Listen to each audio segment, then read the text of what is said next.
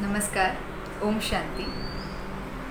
शिव ही सत्य है, शिव ही सुंदर है, सत्यम शिवम सुंदरम। ये बोल सुनते ही हम जान जाते हैं कि परमात्मा शिव जो सर्व आत्माओं के पिता है वो ही सत्य है और ये सत्य ही सुंदर है।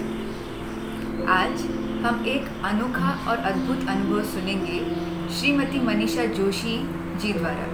मनीषा जी पेशे से शिक्षक है और प्रजापिता ब्रह्म कुमारी ईश्वरीय विश्वविद्यालय की विद्यार्थी भी है।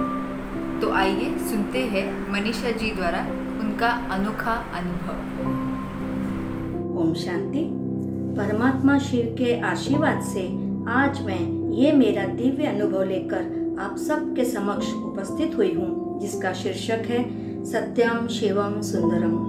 सत्य ही शिव है, शिव ही सुंदर है। अर्थात शिव का सत्य परिचय जब हमें हमारे जीवन में हो जाता है तो हमें सत्य ज्ञान का बोध हो जाता है, और जब हमें सत्य ज्ञान का बोध हो जाता है तो हमारा जीवन सुंदर बन जाता है।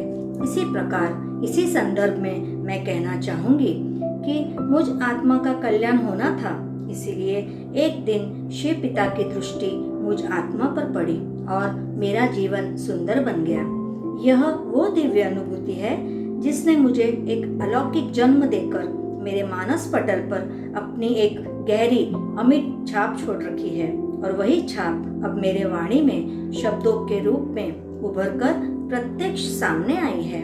और मन पर छपे हुए अंकित स्वर्णिम शब्द हैं सत्यम शिवम सुंदरम। इसी दिव्य अनुभूति को मैं आप लोगों के समक्ष जरूर उजागर करना चाहूंगी। मेरा लौकिक जन्म एक ब्राह्मण परिवार में हुआ। लौकिक में मेरा नाम मनीषा है। हाल में मैं थाने के लोकमान्य नगर की रहवासी हूँ। मेरे युगल का देहांत हुए 3 साल बीत चुके थे, लेकिन मैं अब तक उस दुखद घटना से बाहर नहीं निकल पा रही थी। रोज अपनी प्रार्थना में भगवान को मनाती कि मुझे मेरे युगल के पास ही जाना है, बस मरने की बात ही करती और कोई दूसरी बात नहीं।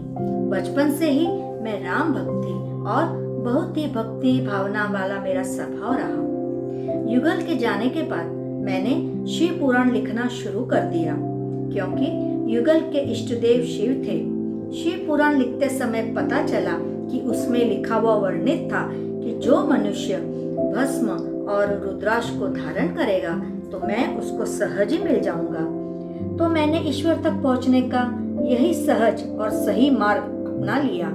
तो उसी अनुसार मैं नित्य पूरे शरीर पर रुद्राक्ष को धारण कर और पूरे शरीर में भस्म रमाकर पूरे विधि विधान से मंत्र उच्चार के साथ शिव की कपूर इत्यादि से पूजा करती। इसी तरह पूजा इत्यादि से मन को संतुष्टता मिलने लगी। लौकिक में मैं एक ट्यूशन टीचर हूँ। एक दिन संध्या के समय भारती नाम की माता ट्यूशन के बारे में पूछताछ करते हुए आई, जो कि ज्ञान में चल रही थी। उन्होंने मेरी वेशभूषा देखी। पूरे शरीर में भस्म रमी हुई थी और रुद्राक्ष को धारण किया हुआ था। उस माता ने प्रश्न किया, ये सब क्या है और दीवारों पर इतने सारे देवताओं के चित्र क्यों रखे हुए हैं? ईश्वर तो निराकार ज्योतिर्बिंदु है। तो मैंने उत्तर दिया, हाँ, शिव पुराण में भी इसका उल्लेख है कि ईश्वर निराकार है।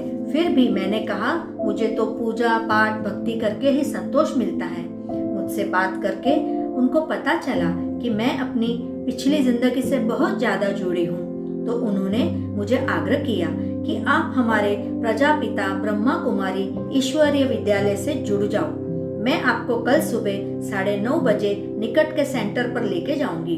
मैंने उनकी बात को स्वीकार नहीं किया और सेंटर पर जाने से मना कर दिया।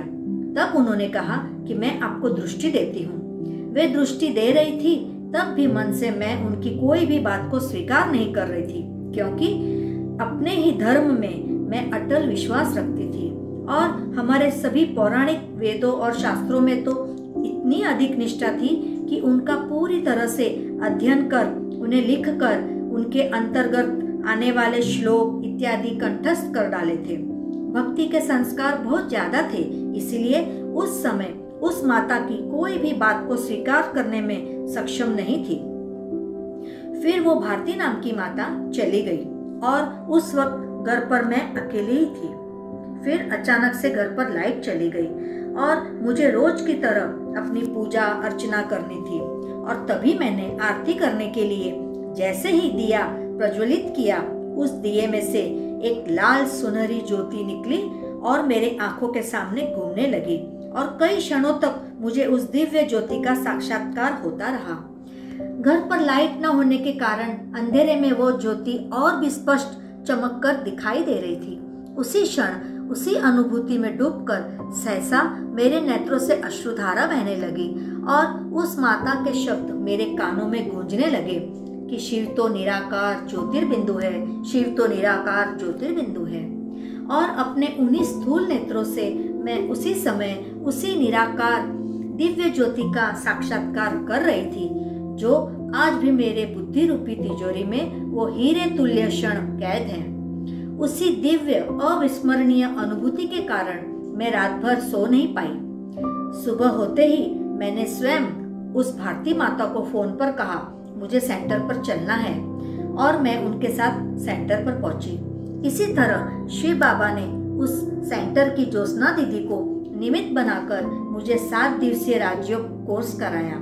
वे आज पूर्ण रीत से समर्पित हैं और मेरी प्रेरणा की स्रोत बनी हुई हैं। उसी कोर्स के दौरान मुझे पता चला कि जब हमारी भक्ति पूरी होती है तब हम ज्ञान मार्ग में आते हैं। इस तरह शिव परमात्मा का श्रेष्ठ ज्ञान पाकर मैंने अपने जीवन की सार्थकता की श्रेष्ठ श्रेणी पाई। सच में जब हम सिर्फ उस एक शिव परमात्मा से अपना नाता जोड़ लेते हैं तो खिवैया बनकर वो हमारी नैया को जरूर पार लगाता है, कभी भी डूबने नहीं देता। और अब अंत में मैं कहूंगी कि आज मैं शिव बाबा की श्रीमत पर चलकर इस संगम पर मैं अपना हर श्वास, हर संकल्प और अपने समय को सफल करते हुए सिर्फ एक शिव बाबा की याद में हर घड़ी अतीन्द्रिय सुख का अनुभव कर रही हूँ।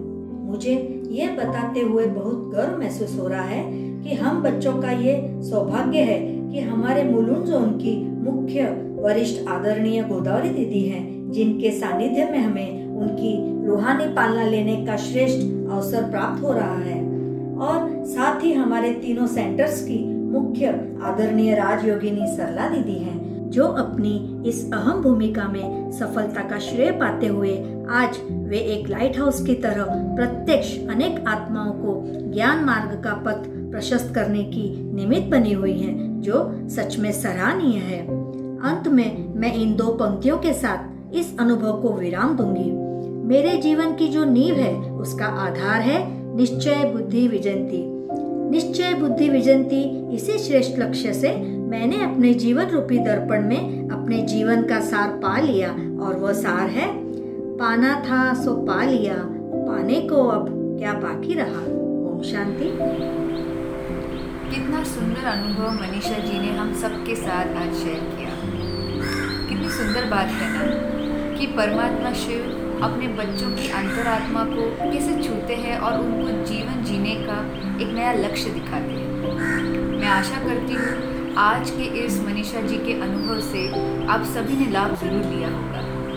हम फिर मिलेंगे एक नए अनुभव के साथ। तब तक के लिए आप अपना ख्याल रखिए, अपना योग बल बढ़ाते रहिए और परमात्मा शिव की याद में हमेशा खुश रहिए। तब तक के लिए नमस्कार। ओम शांति।